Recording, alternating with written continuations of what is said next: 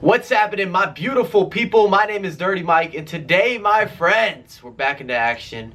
The 4th edition of the series, How to Win More in FIFA. And today, we've got two-time FIFA Interactive World Champion, Alfonso Ramos from Spain. How are you doing, my brother? How you doing, Mike? Long time no see, long time no talk. I'm fine.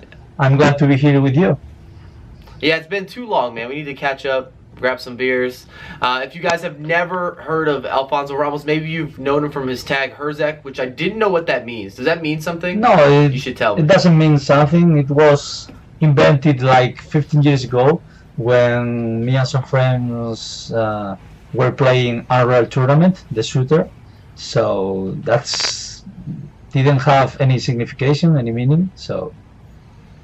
And you actually won the FIFA Interactive World Cup in 2008, which I was there for. I was present. And then you also won 2012. And we played a 2v2 in, was that FIFA Interactive World Cup 2014? 2013. It was in Spain. 2013. And it was myself and Ovi versus the FIFA player and Ramos. As always, if you enjoyed this series, a little more of an interview. We're going to talk about FUT Champions. We're going to talk about, I want to go into more depth about your success and some of just what you're thinking in tournaments. And then we've got the pick 3 section and a lot more. But if you like it, please drop a thumbs up. It's going to be long. Sit back, relax, and get in the comments if you have any questions, or you have questions that you want to see addressed in a future video, or people you want to see on this. Make it happen. Are you ready, Ramos? I've got a layout here. I'm ready. I'm always ready. Always ready. Perfect. If you want more information on Ramos, or you want to see him play live, I'm going to leave his Twitch stream down below, as well as his Twitter. If you speak Spanish, you have to be following this man because he's influenced so much of the Spanish competitive community. You're going to see. You're going to see. Thank you, mate. First question, we've got to talk about your squads. Yes, that's right, guys. I said squads and tactics. And for everyone who's been complaining or speaking up saying, oh, the pros, they only use these amazing millions on millions of coin teams, well, this is going to be a different circumstance. Both of Ramos' squads are very affordable, and you go back and forth, correct? Just so you make sure you're not using fitness cards? No, I didn't use it. I don't like to use fitness cards. Maybe I can use it in one game. Probably if I'm trying to reach Elite 1 or 2 or top 100. Probably I will use, but I never use it. I don't like it. I think it's not fair for the people that is in front of me, so I don't usually use it. In both your squads, which I'm going to show on screen, you start off in the 4-3-2-1, which is what we're accustomed to seeing. It's easier for the link-ups, and then you switch in-game. Can you tell us about your teams, what you like, what you don't like? Because it's a collection of players that we rarely see in the competitive events or in FUT Champions. You only have a couple guys that are familiar faces. Yeah, my two teams are from the Premier League and La Liga. The main one is from Premier League, but now I'm focusing on the cheaper one, on the La Liga team. It's a normal squad. It's kind of cheap. The best players, I think, they are Pepe and Benzema, that are like Benzema is like 7,000k. 7,000, I don't know. I can't remember the price of Benzema. He's probably going down even from that point now. You're on PlayStation, right? Yeah, on PlayStation. I started on Xbox, but I thought in saving money, and I want to compete in FUT Champs with cheap teams, and I prefer to find in the games Ronaldo and Bale than found Ronaldo, Bale, Gullit, George Weah. So that's why I changed to PS4, and also because I think the game is better in PS4. There is no delay like an Xbox, so I think it's better to play. I actually believe that you could be correct. I've been playing a little more on the PS4, and even though I'm not the biggest fan of the controller, I do run into less of this built-in delay function that just seems to be an Xbox exclusive, where FUT Draft looks normal, Divisions looks normal, then when you start up FUT Champs, the delay combined with the servers being just problematic all over the place, it's a mess. It's a mess. The games are different. Yeah, the games are completely different for me. I think it's better in PS4.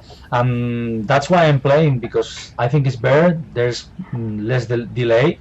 It's better to play FUT Champions, because if you combine the delay on Xbox and the servers, you are, sorry for the word, but you are fucked. So I'm happy that you talked a little bit about your squads just because they're very different. Do you run into any issues in the midfield, or when you're going into games, do you really feel a weakness? Because the squads, they're overpowered players. You're not using the, as you stated, the Ronaldos, the Gareth Bales, even the Modric or the Pogba. You don't have them in the team. So is there any place or any matches that you really feel overwhelmed? I'm thinking the midfield. Some of your midfield to me looks, I can see Fernandinho not being amazing. I do like Wayne Rooney. I do like Conte. I'm looking at both your squads here, and I'm going to throw them up on screen. And then with your La Liga team, it's like you have Kovacic, and Zanzi's pretty solid, but you've got a real group of guys that people would not typically go into an FUT Champs match and think that they're going to have elite type of results. Yeah, for example, in the La Liga team, I'm seeing the players right now.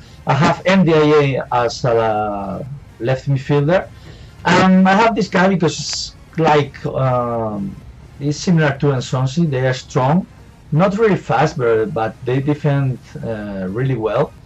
Of course, they are not like N'Golo Kante, that is absolutely a beast. But they usually do a good performance every match. And I usually have them because sometimes I usually play 4-1-2-1-2, but sometimes I change to 4-2-3-1, and I love to have two defensive midfielders. And I have also Kovacic. I give him some freedom to run to the attack. Since you brought up formations, when you mentioned the 4-2-3-1, which is very common in the competitive scene, it's just been built into the pro scene because it's so defensive and you can control a game well. What formations do you use typically through FUT Champs? If you're chasing a game, if you're trying to have a little bit more control, so to speak, if you need a quick counterattack, what are you doing with your formations? Obviously, you switch into the 4-1-2-1-2, but from there, what happens? I'm trying out the formation these years because everyone knows that I love to play with 4-2-2-2, but I think it's not working in the past years. So I'm trying with the one that you saw, 4-1-2-1-2, because I think it's very defensive. You defend with 4 defenders and 3 midfielders. And then Benzema, Yannick, and Williams, and also Musa, Mane, and Martial are in the attack. They don't defend at all. So I can counter. I can really do a fast counter attacks. For the other hand, I usually pick or choose 4-2-3-1 when someone park the bus, and I usually put as the midfielders 2 guys with a great shot, with great skills in long shots, great attributes. Because when someone park the bus, we know that it's hard to go inside. So I usually shoot from 25 yards or so, and I usually go to the wings. I usually open the wings to give my players more space to play and combine with the others. That was actually going to be my next question. Is what has FUT Champs made you kind of realize about FIFA, and then what strategies you try to implement, and then also carrying over what do you do against Park the Bus, because that's the headache that everybody has a distaste for. If you're trying to play open football versus that, it's just a disaster where you're just praying to get the lucky rebound, a corner kick, a long shot. So I know I asked you a bunch of questions there, so let's start with the first portion. What has FUT Champs made you realize about FIFA 17? I think the thing I realized the most, it is happening in all these past years, is that people from EA, I think they are making the game more casual.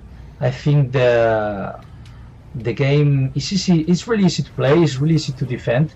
The EA sometimes defends for you, and I don't like. I think you have to have some skills to defend, to attack, and not only relate everything to the CPU. But I don't know. I don't like the Park the Bus style because it's just 9 people in the box, and then suddenly the opponent just do a through ball, and then he ran with Benzema, Ronaldo, Bale, and he's in an open chance against the keeper. I don't like it. How I face it? I usually analyze my opponent. I usually analyze his game style with the park the boost. They usually go with counter attack. By I usually analyze the players that he has. How can I counter? Depends the formation. Depends how they counter. I choose 4-1-2-1-2 or 4-2-3-1. If all the players are in the middle, I usually use 4-2-3-1 because it gives me a lot of chances. Gives me a chance to cross, to combine, to do long shots, to have a reference as a striker's forward. They can, I don't know the word right now in English, but the forward keeps the two defenders, the two central defenders in one position, and that gives a space for the other players around. It's like, I know the word in Spanish, it's like when he is near the two defenders or between them, both defenders have to take care of him. So there is 1v2.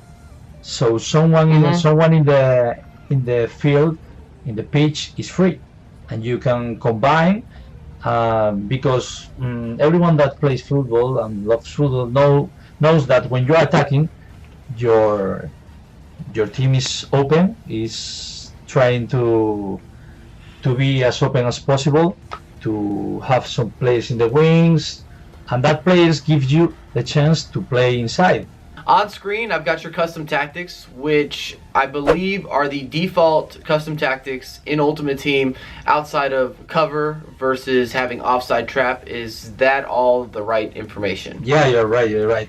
I'm using it because I haven't changed a lot in the past years. I usually use the default tactics from all teams. When I play Real Madrid, I use default Real Madrid team tactics. When I play Chelsea, I use default Chelsea tactics. So I think each tactic suits for each team. In that case, in FIFA Ultimate Team, I've been using this tactic because I think right now it's working fine with me. But I'm trying new tactics right now. I'm trying to speed up the process to build up the game because sometimes the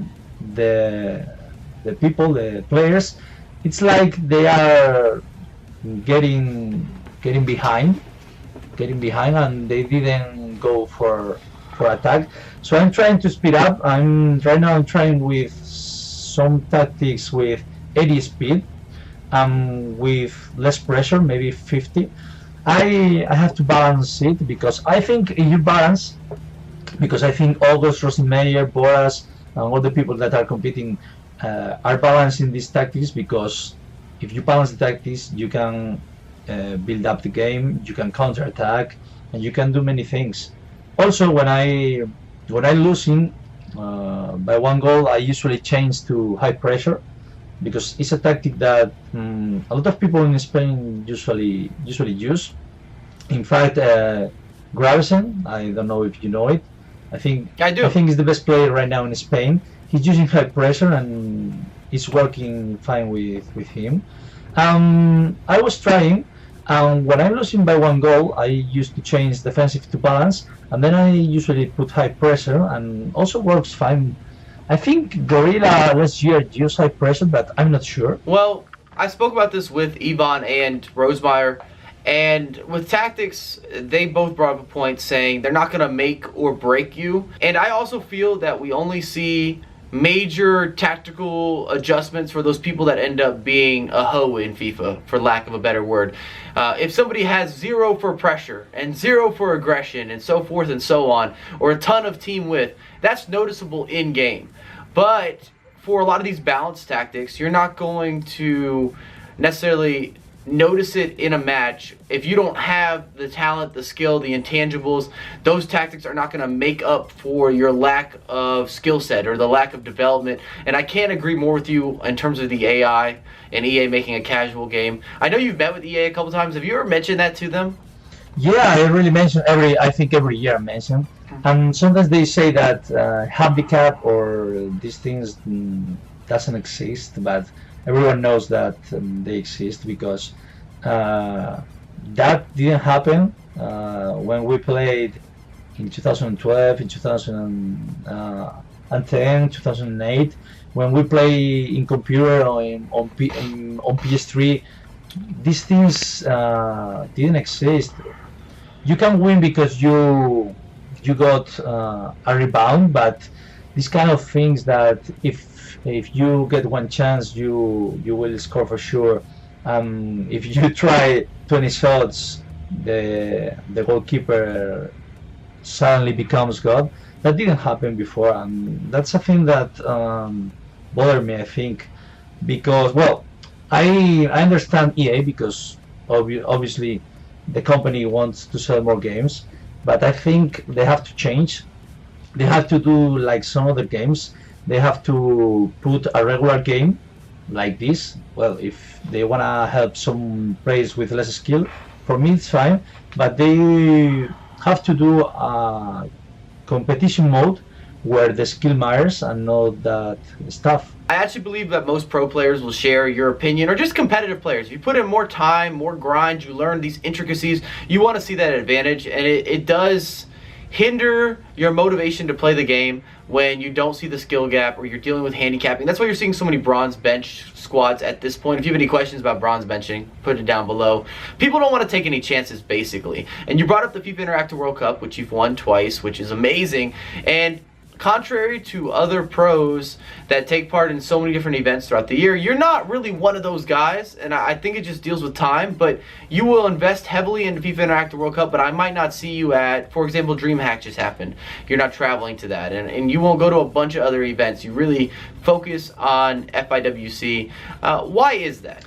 Is there a reason that you put so much of your effort into FIFA Interactive World Cup? Well, as you said before, it's a matter of time also. But I like to focus in FIWC because it's the World Cup of FIFA, the official, and I think that makes you, well, probably the best. I think there are some competitions like Gfinity that are doing a great job. But right now, I think FIWC it's big for me because that was the first World Cup that I played back in 2006 in Amsterdam.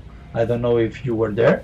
I was there. We didn't know each other yet. I was there. That was my first event. Yeah, it was like... Oh my God, dude, we are so old. Yeah. We're literally from the beginning of the competitive FIFA circuit. For you guys that are watching this, like the beginning of the beginning. There was only... what, 2 years before that with FIFA Interactive, yeah. And I mean, they were small years. They were not major years. It was a Brazilian guy won, I think, in 2004, yeah. And there was no prize money. And then Chris Bullard won in 2005. Of course, you know Chris. No prize money. And then 2006, there was a big prize pool. Yeah, it was like 20,000, and Andries Smith won, I think, if I'm not wrong. From Netherlands. Yeah, but like I said before, I'm focusing in FIWC. It's not about the price. It's not about the price. Of course, I like the money. Everyone likes the money to spend in everything that you want and you can afford. But I love the competition because gives you the chance to be the best. It's that's the only thing that I want. When I was kicked out from the 2006 competition, I swear that I was going to win it next year, sorry. I did, and I like it because FIWC gives you some experiences that other competitions can do. For example, when you win the FIFA Interactive World Cup, it's amazing. You can have a chat with Ronaldo, with Iniesta, with Messi. You can attend to the Ballon d'Or Gala, and that's a thing that I appreciate, and that's why I think I'm always focusing on this competition. Yeah, it makes sense having that opportunity to meet with the legends, well, the future legends. I don't know what you want to describe Messi or Ronaldo. Those guys are such special players. And there's actually a question that I had laid out for you, but I want to interject it now. Do you have any stories? Because you have had the opportunity to stand next to these guys, to play some of them FIFA, to be able to do almost a mini interview or kind of kick back with them. Do you have any stories about any of the players you've met? Something that's funny, something that's fun, maybe a little insider info? In 2012, the time when I was when I won the FIWC twice, some players remember me. Xavi and Messi remember me, and they hung out with me like if I was a friend of theirs. And it was really funny because I don't think that Messi or Xavi, that are top players with a lot of things to do, and for years after that, they remember me, and Xavi says to me, "Hi Alfonso, how you doing? Have you won again?" So that's kind of funny.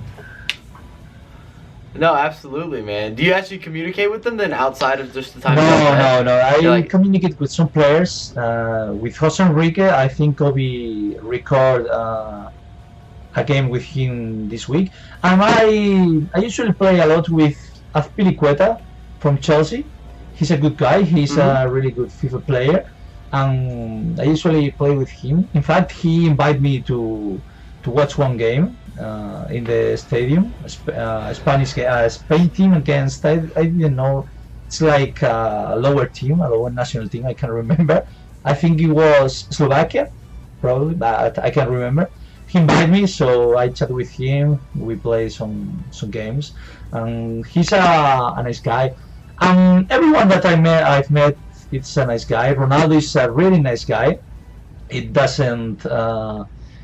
He isn't the same that you can see in the pitch, but because that happens to me also, I usually get angry or express some emotions when I'm playing. Torres was good, Ronick was good, Kaká was good, everyone was good, Ronaldo, the fat one, everyone was good. I think everyone's behavior is like a normal person, like you are like him, so everything is good with him.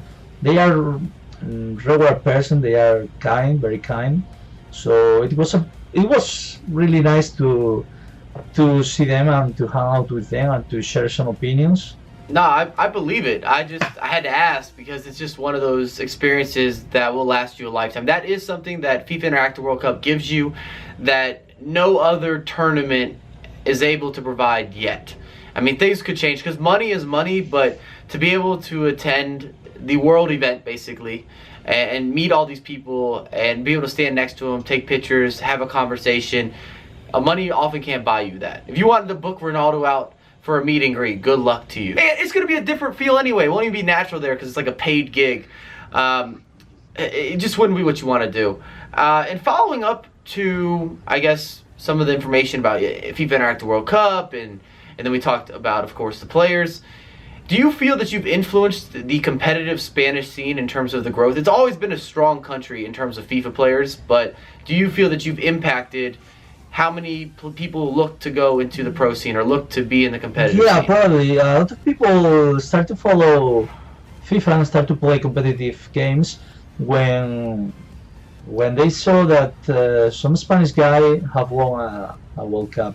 I think I've influenced some people, and also I think the way of play. I think because when everyone didn't use the right stick to change players that I used in 2008, everyone started to try.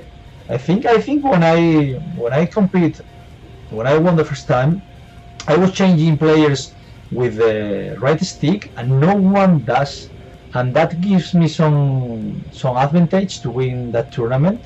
And some people copy that, and some people says me that that he started to play because he saw me.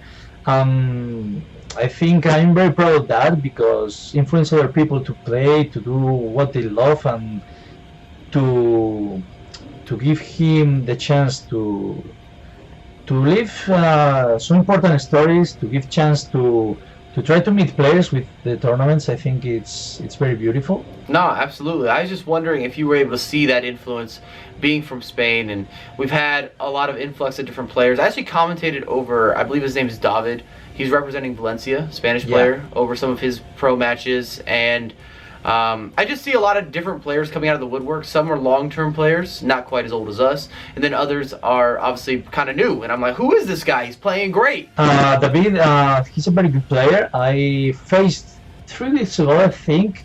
I lost 2-1 and 2-1, but I think if I tell you the truth, that I have some handicap against me. But he's a very good player. We have some very good players like David, like Aldita, like Gravesen. But I think they are good in Spain. They have to go outside and prove what they're worth, because they don't have the experience to compete in an international competition. And that makes a difference, because sometimes if I don't have the enough level, I'm in a bad moment, I usually to go on with my experience. That's an important way to win the matches. Sometimes the experience is how can I say, is better than the skills. Yeah, no, it's a game changer. I mean, I saw with DreamHack, I think Yvonne's a good example. He finished second, but there was a couple matches he won where, I'm not saying he got outplayed or something along those lines, but he just handled the situations, the big moments better. It's another question I wanted to ask you, because you've had so many big moments, because if you guys are not familiar with FIFA Interactive World Cup, it's a knockout tournament. It's not best 2 out of 3. It's a single elimination, so if you have one bad game, one bad beginning, if you're not focused, that will cost you the event. So I was going to ask you, how do you keep level-headed? How do you keep your composure? Is it just about putting in a bunch of time, as you said, growing that experience, knowing that you're capable? Or is there something you're thinking about when you're behind in a match, or when it's 0-0 but your hands are covered in sweat, you're feeling the nerves, or you're just cold-blooded, you don't feel any nerves? I don't know. I think everyone's feel the nerves. Bruce Rannick, I think also, but it's hard to notice. But I think it's good to be nervous. I think when I'm not nervous, I think I lost some competitive skills. I think being nervous gives you more attention to what's happening in the game.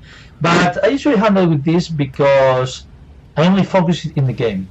Nothing exists. The scream, the public, the screams, the shouts. Nothing exists. Only exists the TV screen, only exists me, only exists the other player and his controller. That's the one. When I'm focusing, I'm really hard to beat, because nothing exists more the game. I'm not seeing the player that I have in control. I usually see all the pitch, looking for possibilities, looking for ways to defend. And that's a way. It's not about 1v1 or 2v1 when you are defending or attacking. It's about having some knowledge about all the space, all the players that you have. I usually handle with the pressure. Because of that, I usually focus a lot, and nothing exists around. If you could give advice to someone who is striving to be in the competitive scene, they think they're good at FIFA, they want a chance to go to pro events, what advice would you issue to somebody that's trying to get involved? Well, to try to get involved, I think they have to compete in the websites that are around. I think probably Gfinity is the best right now, but I'm not playing international tournaments at the moment because of the time. But I think Gfinity is the best right now, and they have to compete. Probably the first match they will lose like 5-0, 6-0, but it's okay. You have to play with the best. You have to learn from the best. Probably the first game you will lose 5-0. Next game you will do it 4-0, 3-0. There will be a moment when you win, when you realize what you are doing bad, what you can improve, and what's your best skills. Which is your best skills, I think. No, I just thought I'd ask because it's a common question I get, with creating the content on YouTube and broadcasting everything around the competitive community. One of the frequently asked questions, Mike, I think I'm really good at the game. How do I get involved? And you're absolutely correct. You got to play. A lot of people are scared or concerned about actually entering tournaments. Get into Gfinity, play in FIFA Interactive World Cup, see if there's something local. And in many countries there are local events. For example, I live in the US. The MLS will put on small events, something maybe the Houston Dynamo will run, and that works for a lot of different cities. In Spain, I'm sure there's plenty of events that you can get involved in, and you can play and you can take part, and you can get some in-person experience. And I say this because the game doesn't feel the same on LAN versus playing online. No, it's just completely different. It's completely different. Goals you score online, you will not always score in person, and there's vice versa. There's goals in person you score that just won't carry over online, and the game's always slower in my opinion. Yeah, always a little bit slower. You have to handle the nerves. It's easy to have in front of a TV screen and play, but it's not easy to have a TV screen in front of a TV screen next to your opponent, and behind you some people saying a lot of things. A commentator, so you have to play, and you don't have to be afraid of nothing, I think, because I think you and me also, we have beaten hard, we have lost some games by a lot of goals, and it's completely normal. You have bad days, you have good days, but you have to keep improving. That's all. And not to get too high in your successes and too low in your defeats. I think that's important because just in life in general, you don't want to think, hey, I can never lose, this could never happen to me, and you don't want to get to a point on the vice versa end where it's like, oh, I'm terrible, I can't do this. These negative thoughts or these thoughts that are too big-headed, it will not work. I promise you, both extremes are going to cause an issue. Like we said before, you have to handle nerves, get a balance between your thoughts. You can be thinking that I'm the best, I'm winning this game so easy, and you cannot think I'm the worst. He's going to score me like 10 goals. You have to balance. You have to think, okay, let's do this. If I do my work right, I can win the game, and that's what the people have to think while they are playing, I think. And FIFA will humble you, always will humble you. In every single big tournament, there are comebacks where people were up 2-0, even 3-0, and they blow those games. It happens. I see it in every single event. Somebody starts feeling good about themselves, and they end up blowing maybe some chances, or they get a little bit too relaxed. As you said, you actually play better nervous. Nerves can be a sign that you care. And when you care, you're more focused. And when you're more focused, you get better gameplay and less mistakes. Yeah, correct. We saw it some months ago with the FIWC final. I think Sean Allen, I think he did wrong, because I think he, in the 88th minute, you have to change to 5 defenders or to a defensive formation, because he lost the final. Ibaka didn't win the final. I think Son lost because he was in balance. He didn't even put defense mentality, and that's what we're talking about. You have to be humble, because FIFA can kill you in a second. I like that. Maybe I'll throw that into a video. FIFA can kill you in a second. Welcome to FUT Champs, a new slogan. Many people also ask me about, do you do this full time with the content creation or being a competitive player? And I remember when you were winning FIFA Interactive World Cup, you were still working as a coach or a teacher or finishing up school. Can you tell us about multitasking FIFA and what's happening right now in your life? Because I know you've got the YouTube, you've got the pro events, you've got the Twitch, and then you've got, of course, your outside of all the gaming, your job, your career. Yeah, I'm really busy. I'm really busy. I usually only play FUT Champs on weekend, and that's everything that I play in FIFA, because all my week is really hard. I'm just studying to do a lot of exams. I have one next week that it is important. It's about English, in fact. This conversation gives me some chance to improve. I also have to prepare the exam to be a teacher. Well, I have the university career or degree, and now to be a teacher, to work as a teacher, we have to pass an exam. I'm studying so hard, and also, like you said before, I'm a football coach. I'm coaching some under 12 kids. Well, we are doing pretty good right now, but I waste, well, it's not waste. I spend so much time with them. It's like 4 hours per day, for 4 days Not per waste. week. Not waste spent. Is 4 days per week, 4 hours per day. That's all. I love the football. As you know, I think you know, I have the the UEFA Pro license. That is the highest license in the that a football coach can have. I'm in this world. I'm not earning much money. I can live with the football coaching, but that's why I'm trying to pass the teacher's exam.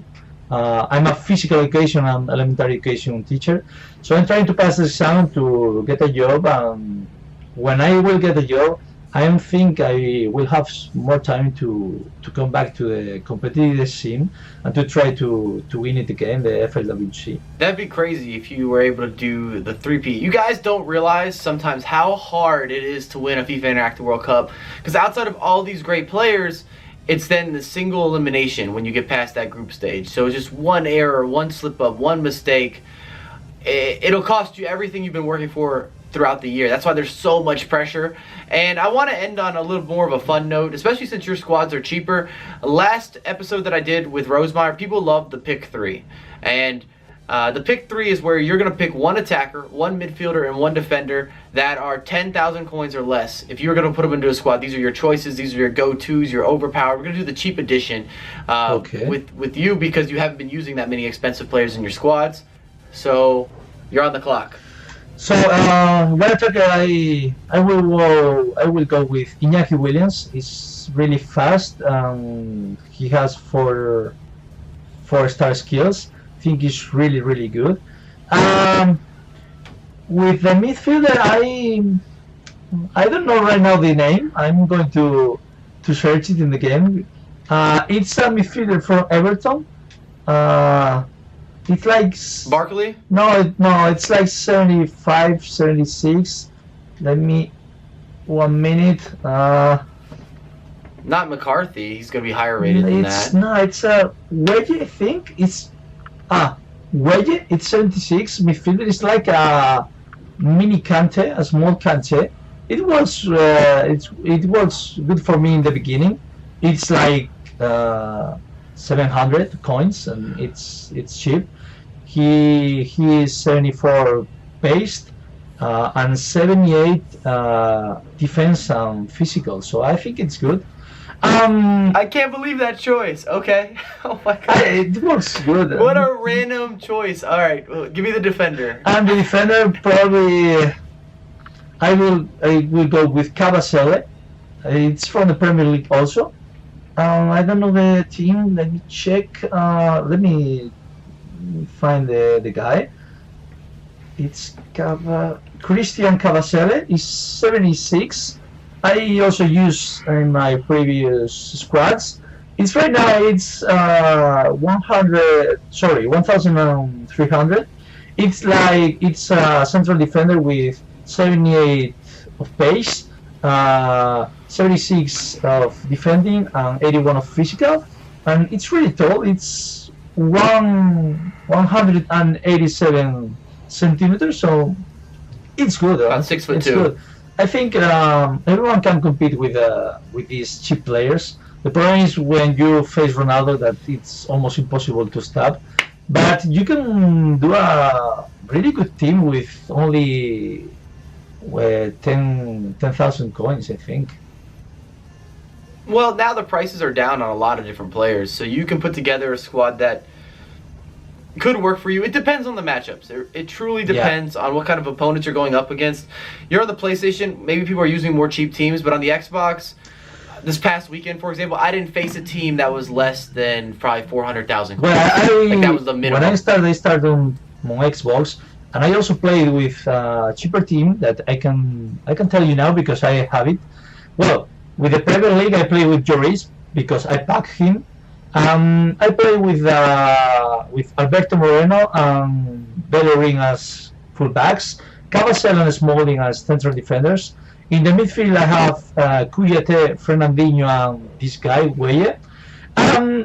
In the front, I have Walcott, Musa, and Shaqiri. That was my first team on Xbox.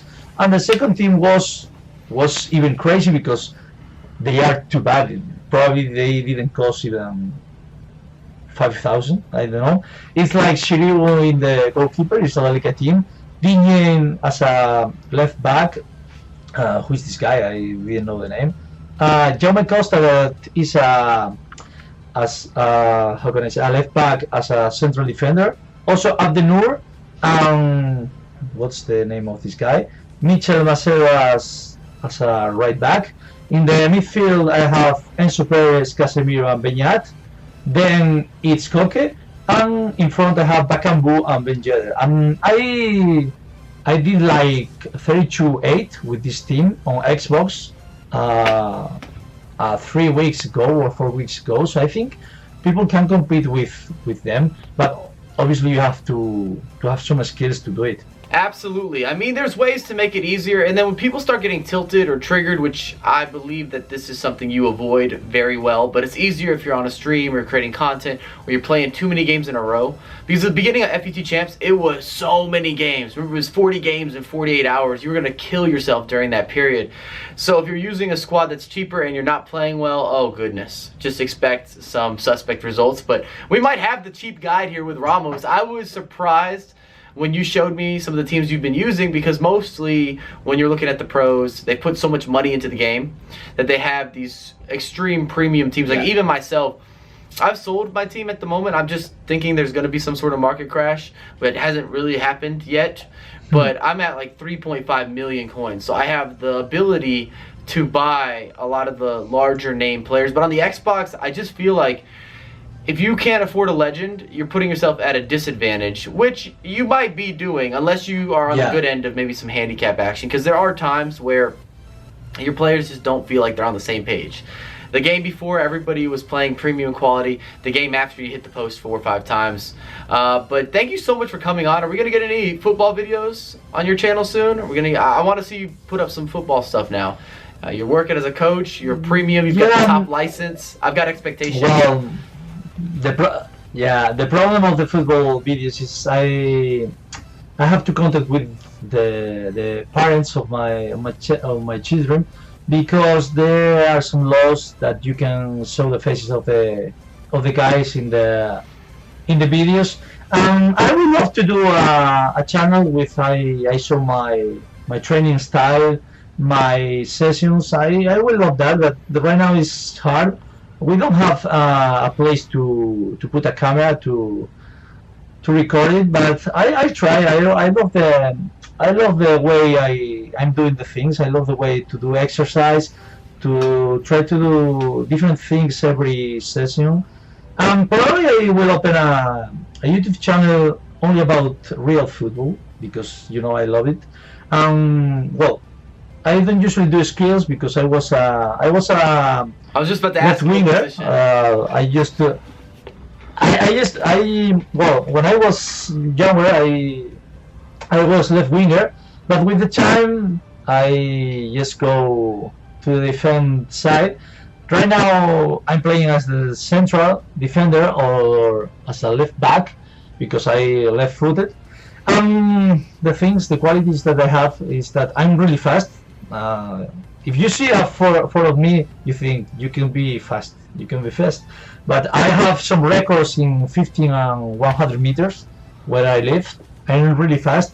I usually have a good shoot. I usually take the free kicks and the corners when I played, and that's why I have played for a long time. In fact, I'm champion of my region in Spain. We were, when I was 18, we were the best team of my region, so I have a good football career. I cannot complain. I can't wait to see some of this content. That's all I'm saying. When you went into coaching, I figured your technique and your technical ability must be like premium quality, so I hope that you get that channel started. I just want to say thank you so much for coming on today. wanted to leave on like just a fun note with the pick threes, talking about football. Make sure to follow Ramos on Twitch if you want to see premium gameplay. You want to see him use these cheaper squads until he picks up the Ronaldos and Bales for January.